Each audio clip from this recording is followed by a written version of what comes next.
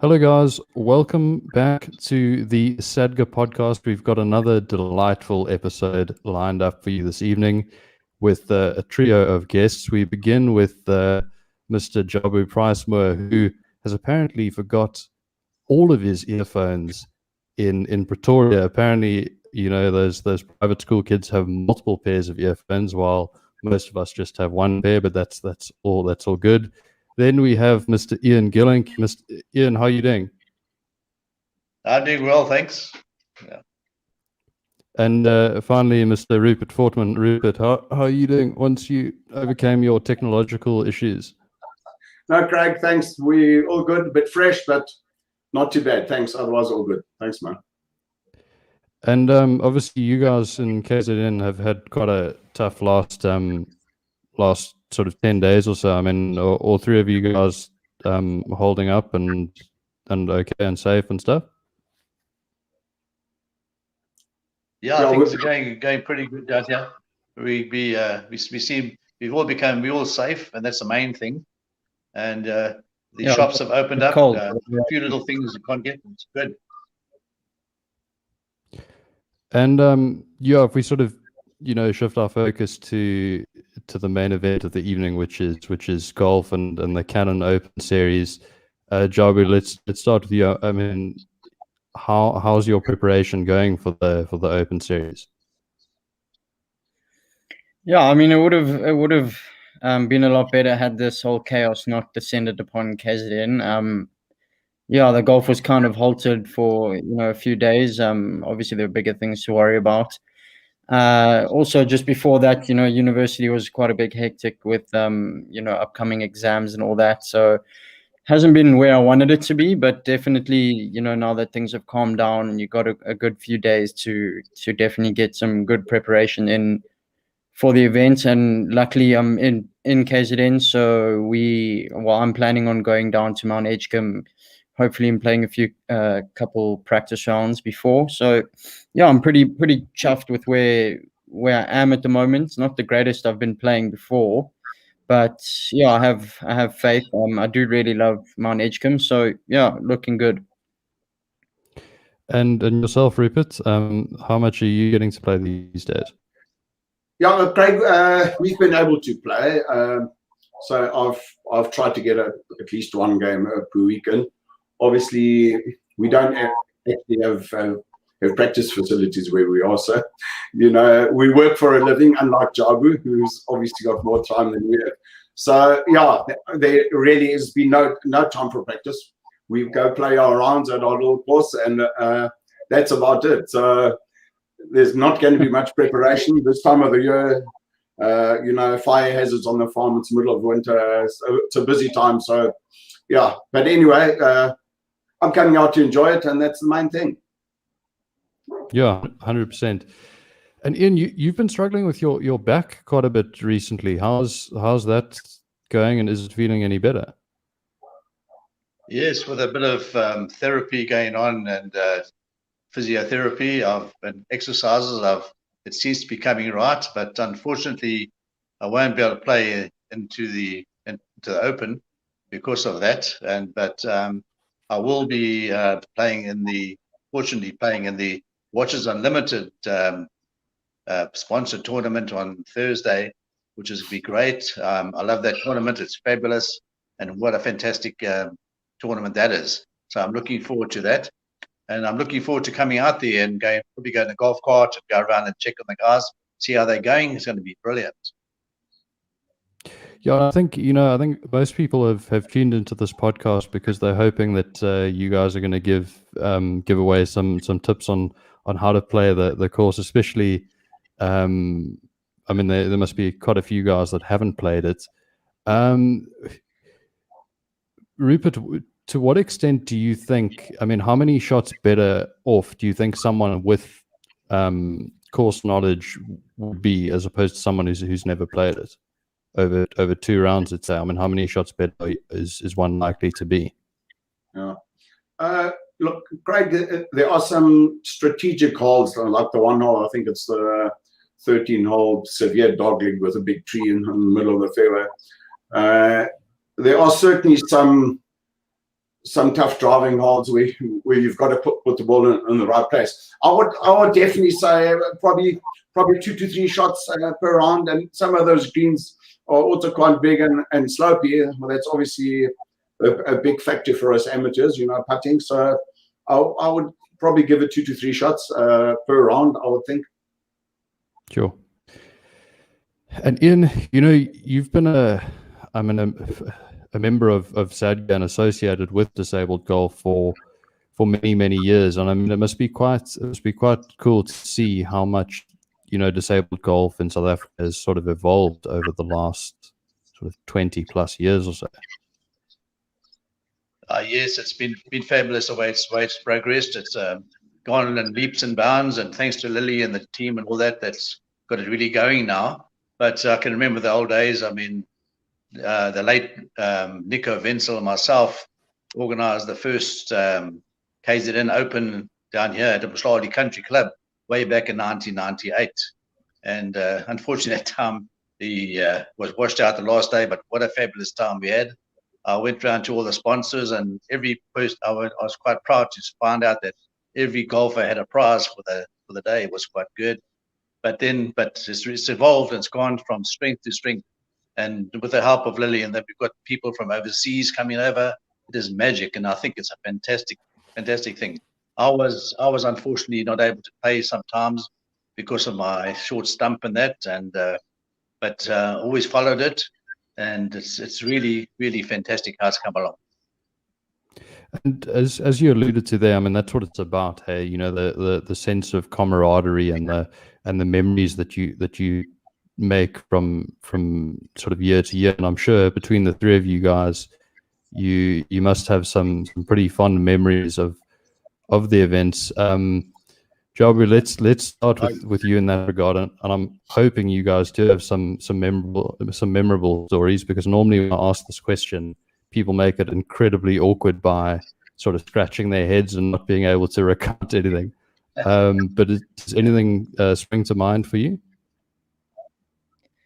Yeah, I mean, the KZN Disabled Golf Union, that's where I first started playing disabled golf. So I have really fond memories of the KZN Union as a whole. I think my most memorable time with the KZN Union before moving up to Pretoria was probably my first event we played, I think, was actually at Mount Edgecombe. It was the Watches Unlimited, and that was the first time I'd actually ever played with another disabled person, and I was quite shook at how other disabled people, it's quite relaxed to have banter with each other, about each other's disabilities and things like that. And there's some funny things that are said, and I think I'll never forget that day, just because it was the first time I played with another disabled person, and it was really interesting. And asking, you don't feel scared to ask someone about their disability, and they don't feel scared to ask you about your disability. It's because you're all in the same boat, and it's just it's a really nice environment to play golf. Yeah, and I mean I think I think people generally within SADGA, I mean the volume of abuse that was hurled at me. I mean the first regional day I played in back in 2016. I mean my ears are still ringing from things that were said to me by certain people. But it's I think it's a way of sort of said people sort of showing you that you belong and are accepted within that environment. And I mean it makes it's such a unique environment and something that is incredibly special. But Ian, Rupert, I mean, do you guys have any sort of I'm sure you must have had a few memorable nights after rounds of golf during the opens over the years? Yes, for sure. My most memorable things about disabled golf was way back when we were with Dale Hayes. Sorry about that. Dale Hayes was with us, and he was our patron naturally. And he organized between the late Nico Wenzel himself. We had the Sharks tournament once a month, and Dale Hayes used to come down, and we played with was made up of one shark, one disabled person, and 2 business sponsors. And it was a fabulous tournament we used to have. And that was once a month, but I really enjoyed those. And naturally, then I eventually had to give up golf owing to I hurt my wrist and all the rest of it, and joined it about 2016 again. And I really enjoyed playing. I enjoy playing with all the guys up here in KZN. It's really that once a month tournament makes my day beautiful.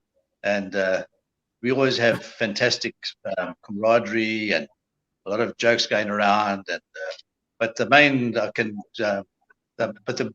one of the most enjoyable ones I've had, I can tell you right now, is going up to visit Rupert and playing up there twice. We played up there twice, I think. And what hospitality, what fantastic facilities, and then we had with Andy Boltman. I mean, can bear me out there. He's a fantastic guy. It's fantastic fun, and just getting to know the guys, getting to know their disabilities, and also getting tips from one another, especially as amputees. We get a lot of advice and something like it. So it's beautiful. It was just one of those things that you can't believe is so fantastic. Camaraderie, everything is just fantastic. Yeah, I mean, I think within SADGA, there's certainly some. I mean, there's some interesting personalities and some very, very cool people. But who, in your guys' opinion, would be like the ideal people to spend time with after a round of golf and just trade stories with and talk about like life and golf and things like that? I mean, who springs to mind for you, Ian? We can go to you and then bounce around to the other guys. Yeah. Well, actually, Rupert is a fantastic guy. I mean, he's I don't know, and him and Andy Boltman just make my day. And there's all the guys on the late, I can't remember his name, Jeff Bartlett, our guy who used to organise a lot of things. Shelvin, I can't remember his surname now because I'm getting a bit old. But anyway, those guys are all of them. I mean, and Robin Singh even, who's a fantastic golfer. And we have fun together. It's just fantastic. And Rupert, for you, I mean, I'm sure you echo Ian's sentiments. Yeah, no, 100%. I just want to mention, my first SA Open was in 2009 in Rand Park. I was a fairly fresh amputee then. I just heard about SADGA by chance, and I rocked up there, and wow, it's just opened my eyes.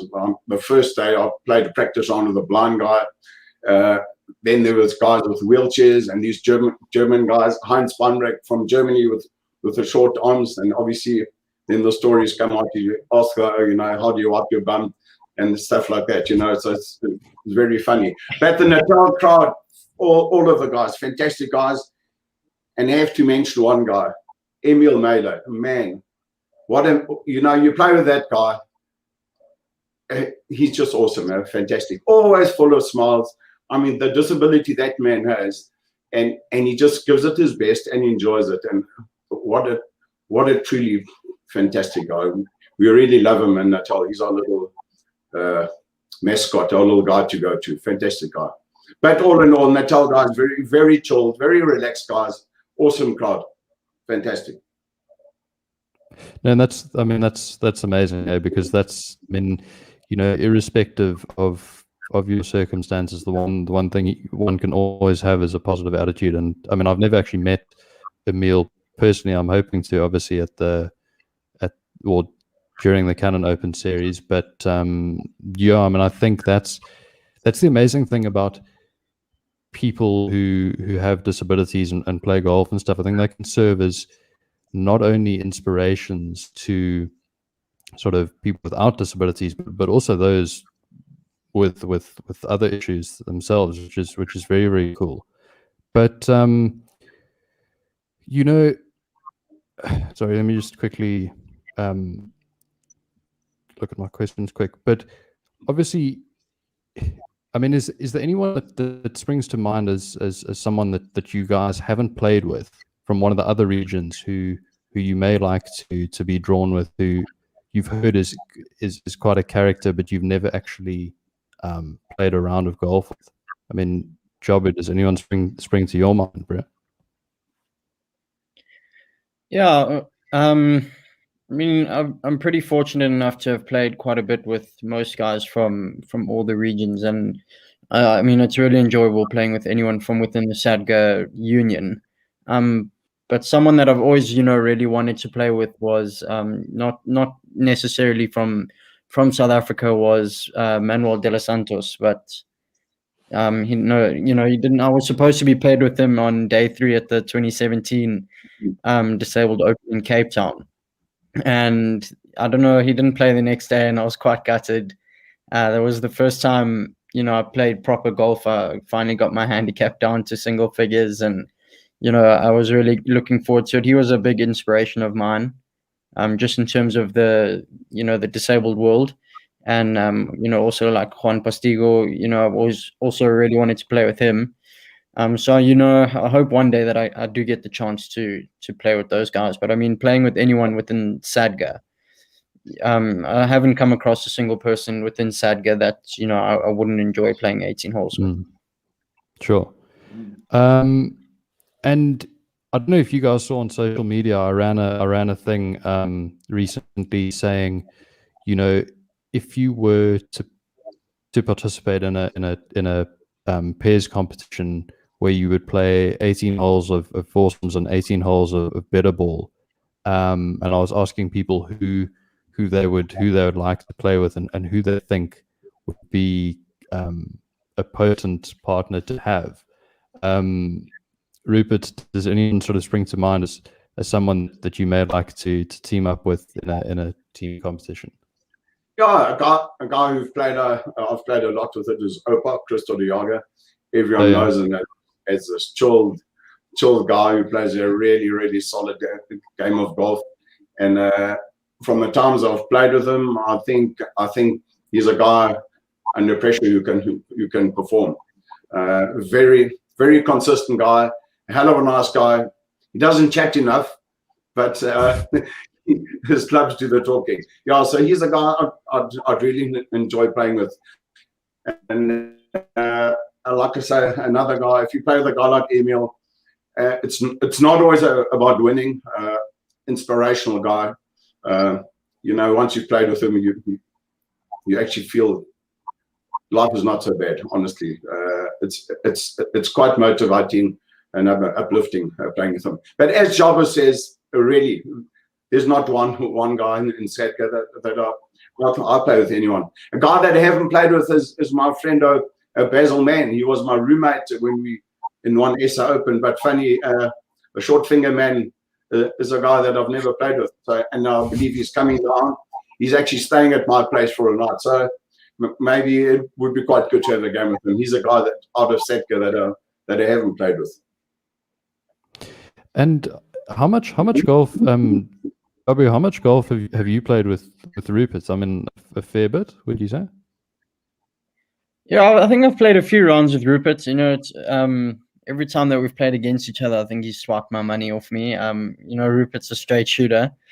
So it's I really enjoy playing with Rupert. He's especially when we went for the provincial challenge when we were just at the training camp there at Swartkorps, and Rupert arrived. It was really, really nice to see him again. And I love playing with Rupert. Not if I'm playing against him. He's quite a tough guy to beat, but he's one of the best. And I'm curious to know the answer to this. I mean, given how much you guys have played together, I'm sure you know the strengths and weaknesses of each other's games pretty well by now. Who is more likely to miss a crucial 5-footer? Would you say, Rupert? We can you can be self-deprecating and say yourself, or you can be honest and say Jabu. Which one is it? It would probably be me. I don't think it'll be Ian. Jabu, I don't know how steady your one arm is, but putting at the moment is not my strength. So it could be me, probably. Yeah.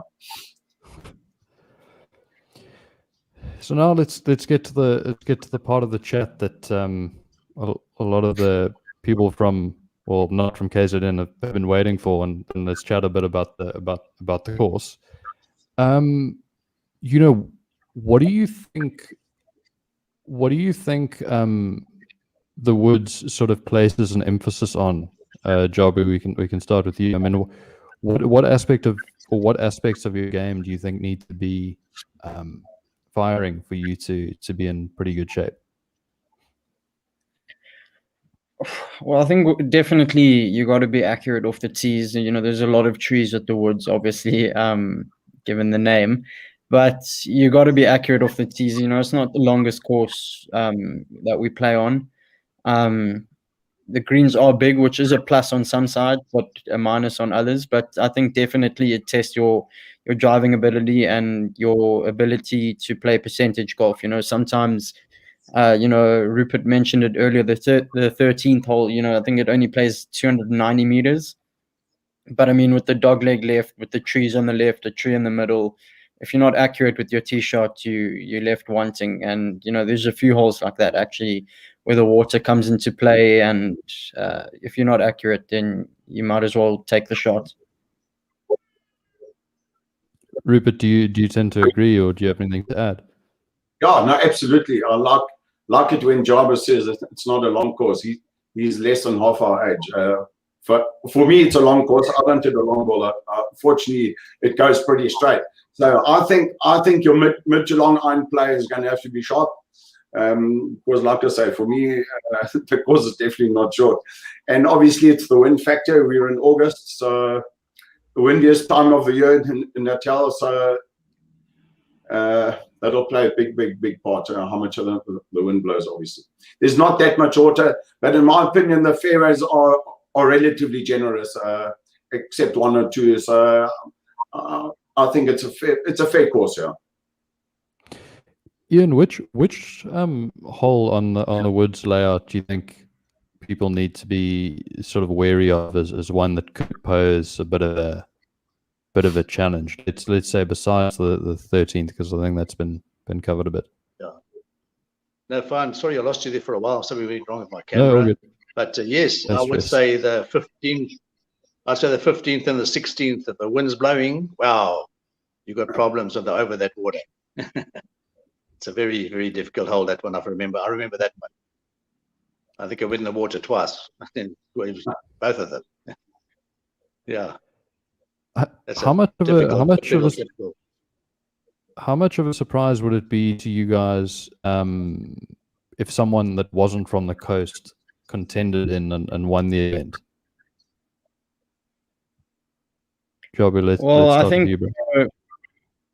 I think if the wind's not pumping, you know, I think anyone can be in contention. You know, we just had the provincial challenge and we didn't have the greatest wind in Uitenhage, but you know, the wind was still slightly there. The boys kind of got a feel for playing, you know, semi-coastal golf. Well, I don't think it would come as a great shock to me. I mean, there are a lot of great golfers that from SADGA that are, you know, from Gauteng and Northwestern, you know, the inland provinces. So I don't think it would be too much of a shock, but I think the way that the Western Cape boys play, I think they'll be quite a strong contingent to deal with. But yeah, I don't think it would be a greatest shock to me if someone from inland provinces are contending. Rupert, who do you expect to see in contention in terms of like individuals? I mean, it's tough to look past someone like Reinhardt, but is there anyone that you think it could suit the best? Yeah, Craig, I've got to be totally honest. I haven't actually really looked who's coming to play. I quickly just went onto the website. But Reinhardt, Reinhardt, I see he's not playing that much. He's obviously a young married man, so maybe he's concentrating somewhere else at the moment. But anyway, I think the dark horse could be Mr. Singh. That's his home course. He's played there a hell of a lot. He knows that course inside out. So as a dark horse, yeah, he might just sneak in, I think. Yeah. Yeah, I think you're right there. And what score, Ian, do you think would win over? Well, let's actually go. I'll ask all three of you and start with you, Ian. What score do you think would could potentially win over 36 holes? 36 holes, I reckon around about 150. 150. So what's that, like? Six over, huh? Like 5 over, I think. Three over, Yeah. 3 or 5 over. That's if the wind's blowing and all that. But then it could be a 70, it could be 140 if it's very decent conditions. And yourself, Rupert, what do you think? Definitely. My first thought was at 150. I cannot see anyone shooting lower than that. If the wind blows, I reckon 155.